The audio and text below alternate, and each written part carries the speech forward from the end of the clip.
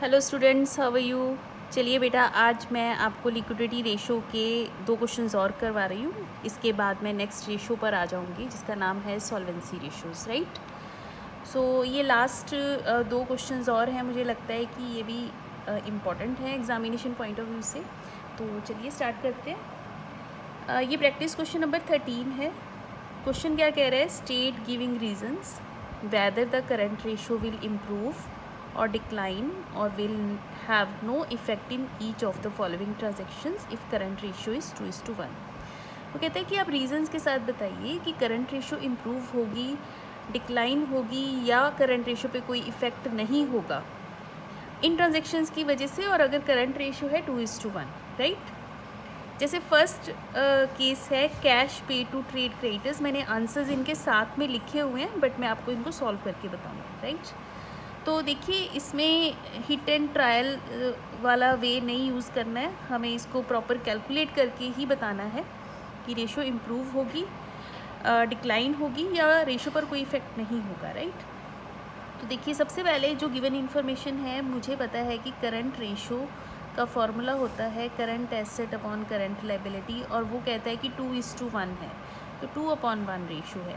मैं यहाँ पर अपने आप से कोई वैल्यूज़ कंसिडर कर लेती हूँ, लाइक मैं इसको कंसिडर करती हूँ 20,000 और 10,000।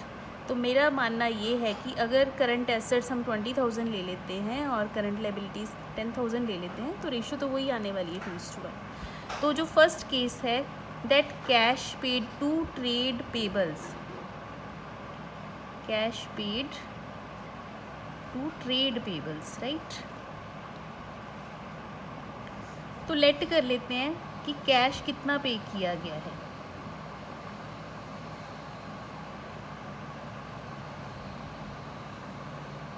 एक ऐसा नंबर उठाइए कि जिससे कैलकुलेशन इजी हो जाए, राइट। तो मैं सपोज़ लेट करती हूँ कि 5,000 अगर आप कैश पे करते हो ट्रेड पेबल्स को, तो क्या चेंजेस आएंगी। आपके पास जो करंट एसेट थे 20,000 के, तो अगर आप कैश पे करते हो ट्रेड पेबल्स को तो करंट एसेट्स आपके 5,000 रुपीज़ से डिक्लाइन हो गए, तो करंट एसेट्स आपकी 15,000 रुपीज़ रह जाएगी। करंट लाइबिलिटी पे क्या इफ़ेक्ट होगा? 10,000 आपकी करंट लाइबिलिटीज़ हैं और उसमें ट्रेड पेबल्स होते हैं। अगर हम उसको पेमेंट कर रहे हैं तो आपकी करंट लाइबिलिटी भी 5,000 रुपीज़ से डिक्लाइन हो जाएगी, राइट। तो अब रेशो क्या बनेगी? 15,000। करंट रेशो क्या बनेगी? 15,000 अपॉन 5,000। ये वैल्यू आ गई 3:1। तो पहले क्या रेशो थी? 2:1। तो रेशो क्या हुई है आपकी? इम्प्रूव। तो आप हिट एंड ट्रायल नहीं करेंगे, आप एक वैल्यू को लेकर उसको कैलकुलेट करेंगे। देखिए, आंसर मेरा मैच हो गया, आंसर आ गया। Ratio will improve if current cash pay to trade payments, right. Second part है purchase of stock in trade on credit.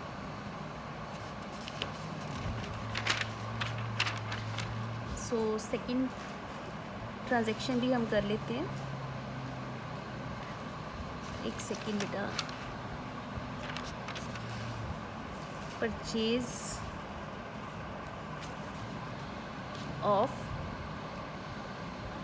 Stock in trade on credit. फिर से मैंने करंट रेशो का फॉर्मूला लगाना है, current asset upon current liability, और वो 2:1 है। मैंने वैल्यू कंसीडर की थी 20,000 और 10,000। लेट किया मैंने वैल्यू कि करंट एसेट्स 20,000 है, करंट लाइबिलिटीज़ 10,000। अगर आप स्टॉक को क्रेडिट पे परचेज़ करते हो, स्टॉक को क्रेडिट पे परचेज़ करते हो, तो मान लीजिए जो स्टॉक आप परचेज़ करते हो, परचेज्ड ऑन क्रेडिट बी ₹5,000। अगर आपने उधार स्टॉक क्रेडिट पे उधार लिया है स्टॉक, तो उससे क्या इफ़ेक्ट होगा करंट एसेट्स के ऊपर? आपका इन्वेंट्री इंक्रीज़ हो गया 5,000 के साथ, राइट। करंट लाइबिलिटी पे क्या इफ़ेक्ट होगा? 10,000 की करंट लाइबिलिटीज़ थी, अब आपके सप्लायर्स जिनसे आपने लिया है क्रेडिट पे, तो आपके क्रेडिटर्स भी 5,000 के साथ इंक्रीज़ हो जाएंगे। तो रेशो क्या बनेगी बेटा? ये वैल्यू आ गई 25,000 और ये वैल्यू आ गई 15,000। सो 25,000 डिवाइडेड बाय 15,000, आप इसको कैलकुलेट कर सकते हैं।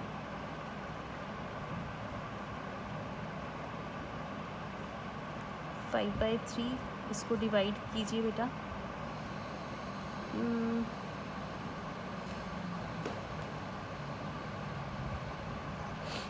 1.6:1, मतलब आगे 1.67:1 कुछ इस टाइप से वैल्यू आएगी।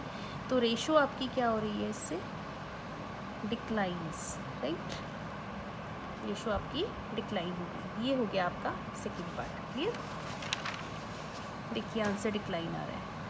थर्ड पार्ट आता है सेल ऑफ फिक्स्ड एसेट्स, जिसकी बुक वैल्यू है 50,000 और उसको बेचा गया है 45,000, ठीक है। तो बुक वैल्यू होती है जो आपने बुक्स में शो कर रखी है, मीन्स जो बैलेंस शीट की वैल्यू है। कोई फिक्स्ड एसेट्स थी 50,000 की, जिनको आपने 45,000 में सेल किया है, राइट। तो आपको यहाँ पे लॉस हो रहा है।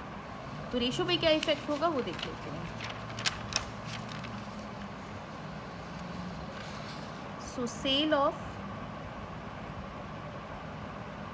फिक्स्ड एसेट्स, बुक वैल्यू है बेटा 50,000 और सेल करा है आपने फॉर 45,000। तो फिक्स्ड एसेट्स के सेल होने से आपकी करंट रेशो पे क्या इफेक्ट होगा? वही current asset upon current liability. Current assets 2/1 हमने जो रेशो गिवन है, मैंने वैल्यू कंसीडर की 20,000 और 10,000। तो करंट एसेट्स पे इस ट्रांजैक्शन का क्या इफेक्ट? कोई भी चीज़ बेचते हो तो पैसे आ जाते हैं आपके पास, राइट। तो कैश इंक्रीज़ हो जाएगा। करंट एसेट्स आपके 20,000 है, आपके पास 45,000 कैश आ गया, राइट। तो आपकी करंट एसेट्स होगी 65,000 की। करंट लायबिलिटी आपकी 10,000 की है, लायबिलिटी पे कोई इफेक्ट नहीं होगा, तो करंट लायबिलिटी आपकी 10,000 ही रहेगी। तो रेशो पे क्या इफेक्ट हुआ? Current asset upon current liability. तो 65,000 डिवाइडेड बाय 10,000, तो रेशो आ गया 6.5:1। Ratio will improve, right. कोई डाउट? ओके जी। नेक्स्ट ट्रांजेक्शन देखिए, ये देखिए इसका आंसर इम्प्रूव है। Bills payable discharged, bills payable discharged means bills payable की पेमेंट किया है। बिल्स पेबल आपका करंट लायबिलिटी का पार्ट है। तो फिर से वैसे ही क्वेश्चन स्टार्ट करते हैं। करंट रेशो है current asset upon current liability 2/1। मैंने लेट किया वैल्यूज़ 20,000 और 10,000। आप बिल्स पेबल डिस्चार्ज कर रहे हो, लेट कर लो कि आप इनकी लेट करते हैं। Bills payable discharged with the amount ₹5,000। तो जब आपने पेमेंट किया तो करंट एसेट्स पे क्या फ़र्क पड़ेगा, करंट लायबिलिटी पे क्या फ़र्क पड़ेगा? 20,000 है। जब भी आप कुछ पे करते हो तो कैश आपके पास से जाएगा, तो करंट एसेट्स आपके 5,000 से डिक्लाइन हो जाएंगे। और आपकी करंट लायबिलिटी 10,000 है, जिसमें बिल्स पेबल भी होता है और वो पेमेंट हो चुका है, तो आपकी करंट लायबिलिटी भी 5,000 से डिक्लाइन हो जाएगी। तो करंट एसेट्स आपके 15,000 हो गए, करंट लायबिलिटी 5,000 है। सो रेशो पे क्या इफेक्ट हुआ? 15,000 divided by 5,000, that is 3:1। Ratio will improve, right. So ये मेरा एक क्वेश्चन है, मुझे लगता है इम्पॉर्टेंट है, बच्चों को करना चाहिए। तो ये मैंने क्वेश्चन नंबर 13 करवाया, प्रैक्टिस क्वेश्चन है। एक क्वेश्चन और देखते हैं बेटा। दिस इज़ क्वेश्चन नंबर 14, नया क्वेश्चन है आपके पास। क्विक रेशियो है 2:1। State giving reason with which of the following transactions would improve, reduce, no change in quick ratio. अब क्विक रेशियो की बात कर रहे हैं यहाँ पे। वो कहता है क्विक रेशियो 2:1 है, आप ये बताओ कि इन ट्रांजेक्शन्स की वजह से रेशो पे क्या प्रभाव पड़ेगा। रेशो बढ़ेगी, कम होगी, या उसमें कोई चेंज नहीं होगा। तो वैसे ही सोल्यूशन करूँगी जैसे मैंने प्रीवियस समझाया आपको। क्विक रेशो आपके पास है बेटा 2:1। यहाँ पे मैं वैल्यू कंसीडर कर लेती हूँ कि ये सबसे पहले फॉर्मूला लिख लेते हैं। क्विक रेशो का फॉर्मूला होता है quick asset upon current liability. तो क्विक एसेट्स को लेट करते हैं 20,000, करंट लायबिलिटी को लेट करते हैं हम लोग 10,000। अब तुम्हें पता है कि क्विक एसेट्स में क्या चीज़ें होती हैं? Current assets minus inventories minus करते हैं हम प्रीपेड एक्सपेंसेस, राइट। इसका मतलब ये हुआ कि क्विक एसेट्स में ना तो इन्वेंट्री होगी ना ही प्रीपेड एक्सपेंसेस होंगी। करंट लायबिलिटी जैसे आपको पता है कि वही जो वैल्यूज़ आती हैं वो सब सेम रहेंगी। तो फर्स्ट ट्रांजेक्शन है आपके पास बेटा purchase of goods for cash, purchase of goods for cash. Let कर लेते हैं, let purchase of goods for cash ₹5000, 5000 से वैल्यू ले लेते हैं। अगर आप 5000 की गुड्स कैश में ख़रीदते हो तो आपकी क्विक एसेट्स पे क्या फ़र्क पड़ेगा। देखो जो भी क्विक एसेट्स हैं आपके पास 20,000, आपने कैश में परचेज़ किया ना तो आपके पास एक कैश गया, बट आपको पता है inventory is not a part of quick assets. तो आप स्टॉक खरीद रहे हो तो क्विक एसेट्स में से सिर्फ आपका कैश रिड्यूस होगा, इन्वेंट्री हम इसमें प्लस नहीं कर सकते। तो क्विक एसेट्स आपकी 15,000 की होंगी, राइट। और करंट लायबिलिटी वही आपकी 10,000 रहेगी, राइट।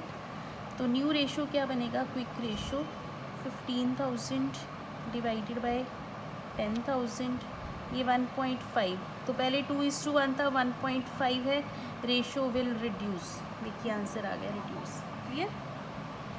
आगे करते हैं purchase of goods on credit, B. Purchase of goods on credit, तो क्विक रेशो फॉर्मूला है quick asset upon current liability. आप लेट कर लो कि गुड्स जो क्रेडिट पे परचेज़ कर रहे हो 5,000 की परचेज़ कर रहे हो, राइट। तो मैंने वैल्यूज़ यहाँ पे वही 20,000 और 10,000 कंसीडर कर रखी हैं। तो क्विक एसेट्स पे क्या प्रभाव पड़ेगा अगर आप गुड्स ख़रीदते हो क्रेडिट पे। देखिए गुड्स जो होती हैं दैट इज़ इन्वेंट्री, तो क्विक एसेट्स में इन्वेंट्री नहीं होता है तो हम इस पर कोई क्विक एसेट्स में कोई इफेक्ट नहीं होगा इस ट्रांजैक्शन का। लेकिन करंट लायबिलिटी आपकी इंक्रीज़ हो जाएंगी 5,000 के साथ, क्योंकि आप क्रेडिट पे परचेज़ कर रहे हो। तो करंट लायबिलिटीज़ 15,000 हो गई। तो क्विक रेशो क्या बनेगा आपका 20,000 डिवाइडेड बाय 15,000,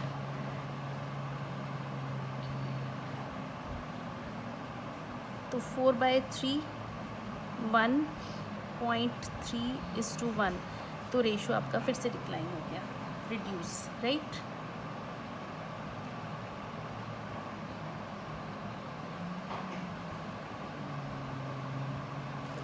क्लियर है बेटा। सी पार्ट देख लेते हैं।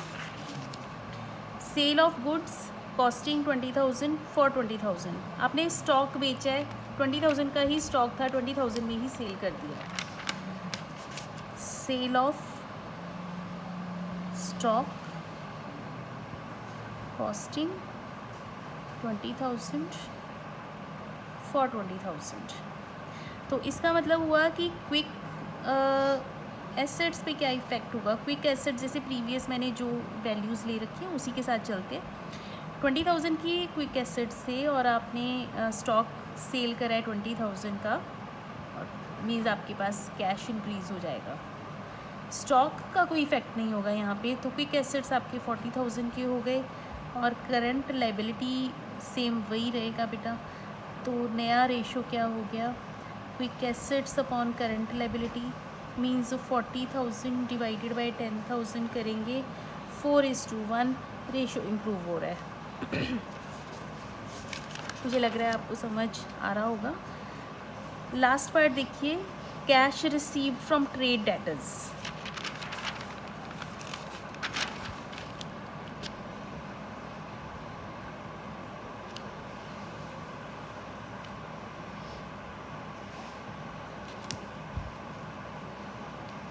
Cash received from trade debtors, quick ratio quick asset upon current liability 2:1 है। मैंने वैल्यू कंसीडर किया 20,000 एंड 10,000।